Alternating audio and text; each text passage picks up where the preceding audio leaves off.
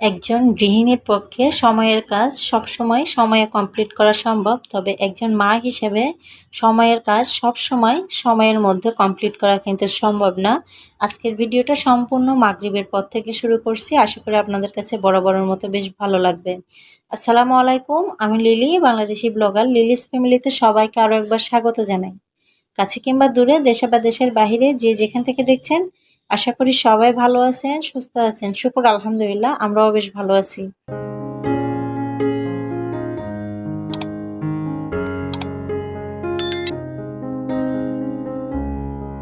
বিকালে চা নাস্তা খাওয়ার পরে বাচ্চাদের যে SW গুলো থাকে সেগুলো কমপ্লিট করানোর জন্য বসাইছি ওদেরকে। সাথে আমার ছোট মেয়ে বাচ্চাদের যে পুরনো খাতাগুলো থাকে, অনেক সময় দেখা যায় বাচ্চারা অর্ধেক লিখে আর অর্ধেক থেকে যায়, তো ওই অংশগুলোতেই ওদের যে বাদ দেওয়া খাতাগুলো, সেখানে আমার মেয়েটাকেও লেখা শেখাচ্ছি। ইনশাল্লাহ আগামী বছর চেষ্টা আছে মেয়েকে স্কুলে দিব, সেই সুবাদে ওকে হাতের লেখাগুলো একটু ধরানোর চেষ্টা করতেছি, সাথে একটু পড়াশোনা। আজকের ভিডিওটা সম্পূর্ণ মাগরিবের পর থেকে, আশা করি আপনাদের কাছে বরাবরের মতো বেশ ভালো লাগবে। ভালো লাগলে প্লিজ ছোট্ট একটা লাইক দিয়ে ভিডিওটি কন্টিনিউ করবেন। আপনি আমার চ্যানেলে নতুন হয়ে থাকলে চ্যানেলটি সাবস্ক্রাইব করে নেবেন, পাশে থাকা অল অপশনটি চালু করে দিবেন, যে কোনো সময় নতুন ভিডিও আপলোড দিলে নোটিফিকেশন পৌঁছে যাবে আপনার কাছে। আপনি আপনার মূল্যবান সময় এবং সুযোগ করে আমার ভিডিওটি দেখে নিতে পারবেন। যারা অলরেডি কাজটি করে দিয়েছেন সবাইকে অসংখ্য ধন্যবাদ। এই যে মেয়েকে আলতোভাবে হালকা হালকা করে ABCD, তারপরে অ আ এই অক্ষরগুলো লিখে দিই, বর্ণগুলো লিখে দিলে ও উপর দিয়ে একটু একটু করে হাত ঘোরানো শিখতেছে। এতে করে যতটুকু সম্ভব স্কুলে দেওয়ার একটা চেষ্টা করব, কিছুটা হলে লেখা বা পড়াশোনা ধরানোর, এতে করে আমার পরবর্তীতে একটু কষ্টটা কম হবে। বাচ্চাদেরকে পড়তে বসায় দিয়ে আমি আমার রান্নাটা করব। কয়েকদিন ধরে শরীরের অবস্থা তেমন একটা ভালো না, এই ভালো এই মন্দ এমন একটা অবস্থার মধ্যে দিয়ে যাচ্ছি। তো যার কারণে আজকে সকালে ওদেরকে স্কুলে দিয়ে আসার পরে সংসারের টুকিটাকি যে কাজগুলো ছিল সেগুলো গুছাই নিচ্ছিলাম, আর রান্নাবান্নাটা কিন্তু করতে পারি নাই। ইলেকট্রিকেরও প্রবলেম আছে, যেহেতু আমার কিচেনটার দিকে একটু অন্ধকার সাইড পড়ছে, যার কারণে ইলেকট্রিক না থাকলে একদম রান্নাঘরে যেতে ইচ্ছে করে না। তো যার কারণে সকালে রান্নাটা আজকে হয় নাই। চিন্তা করছি ওদেরকে পড়তে বসাই দিয়ে তারপর আমি বাদবাকি রান্নাটা করে নিব। এই যে কাজগুলো করতেছিলাম, পাশাপাশি কিন্তু সন্তানদের যে লেখাপড়ার যে কাজগুলো সেগুলো কিন্তু খেয়াল রাখছিলাম। এভাবেই আমি সংসারের প্রতিটা কাজ করি, একটার পাশে দেখা যায় অন্যটাও করে নেওয়ার চেষ্টা করি। তো এখানে কিছু রান্না করা মাংস ছিল বাচ্চাদের জন্য, ওগুলো গরম দিয়ে নিছি। তারপর চিংড়ি দিয়ে লাউ রান্না করব, সেজন্য সেটা রেডি করে নিয়েছি। আর এখানে কিছু পেঁয়াজ কুচি, রসুন কুচি নিয়েছি, কারণ যে আমার লাউটা কুটেছি সেটা একটু শক্ত টাইপের ছিল, যার কারণে বিচিটা একটু শক্ত, যেটা রান্না করে খাওয়া যাবে না। তো আমি বিচিটা ভর্তা করব। লাউয়ের বিচি ভর্তা কিন্তু আমরা অনেকে খেয়ে থাকি, এটা কিন্তু বেশ মজা হয়। আপনারা যারা খান না তারা কিন্তু ট্রাই করতে পারেন। লাউয়ের বিচিগুলো নিয়ে ধুয়ে তারপর পানি ঝরিয়ে নেবেন। এরপর কিছুটা পেঁয়াজ, রসুন আর কাঁচামরিচ দিবেন, সাথে পারলে কিছুটা ধনেপাতাও অ্যাড করতে পারেন। তারপর হালকাভাবে তেলে এভাবে ফ্রাই করে নেবেন, স্বাদ মতো লবণ দিবেন, এরপর ব্লেন্ড করে নেবেন। এতেই কিন্তু দেখবেন মজাদার একটা ভর্তা রেসিপি রেডি হয়ে যাবে। যারা কখনো করেননি তারা একবার হলো ট্রাই করে দেখতে পারেন। এখানে গিয়ে চিংড়ি মাছ আর পেঁয়াজ রসুন নিয়ে নিছি আমি, যে লাউটা রান্না করব সেটার জন্য। অনেক সময় দেখা যায় বাচ্চাদের কারণে সময়ের কাজ সময়ের মধ্যে করা সম্ভব হয় না, তো আমি চেষ্টা করি যখন যেটা যেভাবে করলে সুবিধা হয় তখন সেটা সেভাবে করার। তো আমার যেহেতু 3 বাচ্চা, 2 ছেলের পড়াশোনা এবং মেয়েকেও কম বেশি একটু একটু করে শেখাচ্ছি, তো 3 বাচ্চাকে সময় দিয়ে সংসারের কাজ, মানে একটা সংসারে তো আর একটা দুইটা কাজ না, আর হাতে গোনা কাজ না, অনেকটা কাজ থাকে, যেটা হয়তো বা নাম না বলেও শেষ করা যাবে না। তো সবসময় দেখা যায় নিজের শরীরও ভালো থাকে না, সুস্থ অসুস্থ সব কিছু মিলে একদম হিমশিম একটা অবস্থা, যার কারণে আমি দেখা যায় এখন নিয়মিত না, অনিয়মিত, বা আমার ইউটিউবের যে জার্নিটা সেটাও অনিয়মিত হয়ে গেছে। আগে যেখানে আমি রেগুলার ভিডিও দিতাম, তারপর আস্তে আস্তে একদিন পর পর দেওয়ার চেষ্টা করছি। এখন দেখা যাচ্ছে বাচ্চাদের পড়াশোনা, তারপর গিয়ে বাচ্চাদের মানে বাচ্চাদের প্রতি যত দায় দায়িত্ব আছে সবগুলো পালন করে মেয়েকে স্কুলে দিব, তাকেও প্রস্তুত করতে হচ্ছে স্কুলে দেওয়ার জন্য। সব কিছু মিলিয়ে নিজের শরীরের অবস্থা চিন্তা করে দেখা যায় এখন আমি রেগুলার দিতে পারি না। আগামী দিনগুলোতে যে পারবো সেটাও আমি নিশ্চয়তা দিতে পারতেছি না। তবে এটা বলবো যে আমি সপ্তাহে অন্তত পক্ষে একটা হলেও ভিডিও দিব।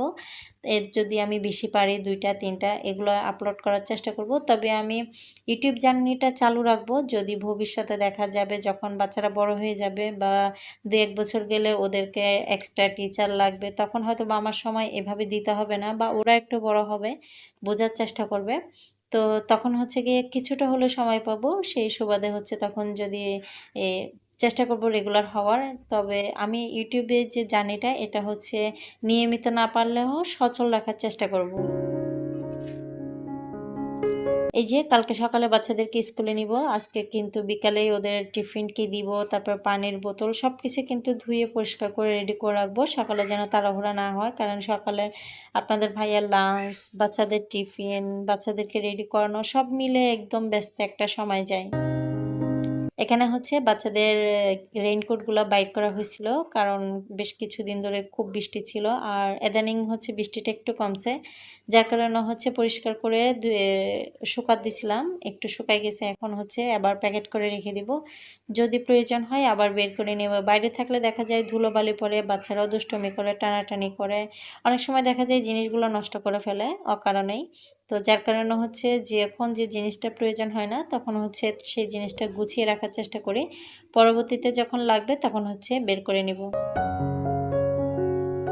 ওইদিকে কিন্তু আমার বাচ্চাদেরকে পড়াচ্ছি, তারপর হচ্ছে রান্নাবান্না এগুলো কিন্তু আমার কন্টিনিউ চলতেছে, তার ফাঁকে কিন্তু এই কাজগুলো করে নিচ্ছি। আমি কিন্তু চেষ্টা করি সবসময় একটার পর একটা করে নেওয়ার, বা একটার ফাঁকে অন্যটা করে নেওয়ার। কিন্তু অনেক সময় দেখা যায় কাজের কারণে মানসিক একটা প্রেশার থাকে, বা বাচ্চাদেরকে নিয়ে একটা টেনশনের বিষয় থাকে, বাচ্চাদের পড়ালেখার বিষয় নিয়ে একটা টেনশনের বিষয় থাকে।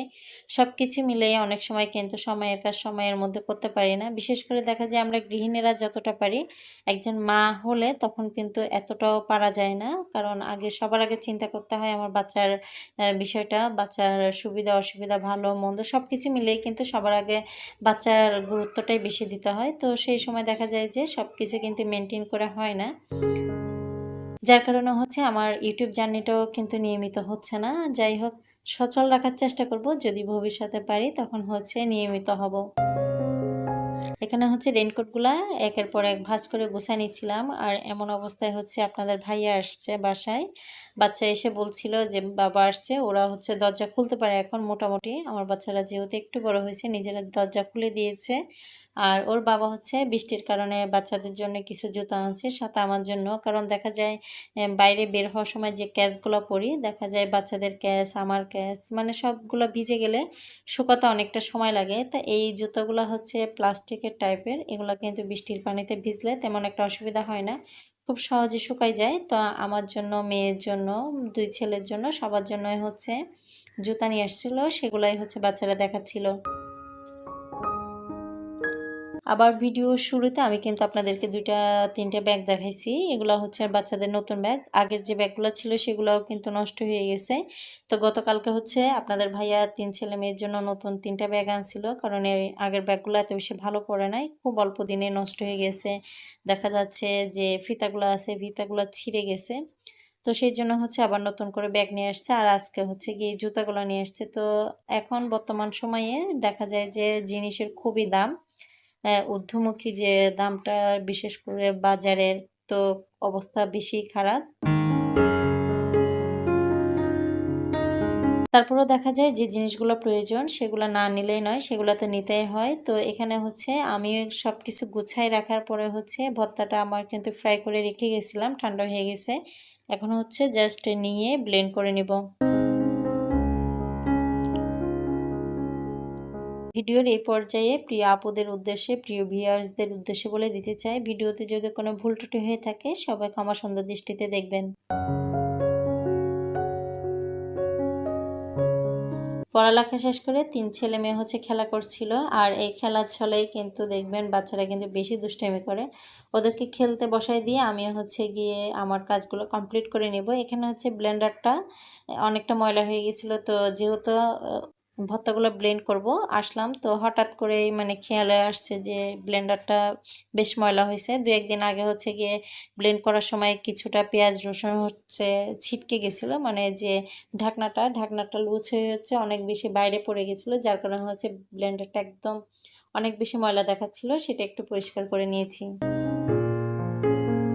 অনেক সময় দেখবেন ছোট ছোট কাজগুলো সামনে থাকে তবে চোখে পড়ে না, তো সেই কাজগুলো যখনই চোখে পড়ে আমি কিন্তু সেই সময় করে নেওয়ার চেষ্টা করি। এতে করে দেখা যায় পরবর্তীতে ওই কাজটা আর জমে থাকে না বা বোঝা হয়ে থাকে না। এখানে হচ্ছে ব্লেন্ডারের যে ভর্তাটা রেডি করছিলাম সেটা ব্লেন্ড করে নিছি, আর এটা কিন্তু আমি স্বাদ মতো লবণ দিয়ে মিক্স করে নিয়ে রেখে দিছি। এরপর হচ্ছে এখানে কিছু চা পাতা আনা হয়েছিল। এখন দেখা যায় যে দাম ঊর্ধ্বমুখী, যেটা আমি আগেও বলছি, যার কারণে হচ্ছে একসাথে সব কিছু বাজার করা হয় না, অল্প অল্প করে করা হয়। এখানে চা পাতা আনা হয়েছিল, সেগুলোই হচ্ছে আমি রিফিল করে নিচ্ছি। আজকের ভিডিও আমি প্রায় শেষ পর্যায়ে। সবাইকে বলবো সবাই ক্ষমা সুন্দর দৃষ্টিতে দেখবেন। আমার জন্য, আমার পরিবারের জন্য দোয়া করবেন। আমিও আপনার জন্য, আপনার পরিবারের জন্য দোয়া রাখবো ইনশাআল্লাহ। আল্লাহ হাফেজ। আসসালামু আলাইকুম।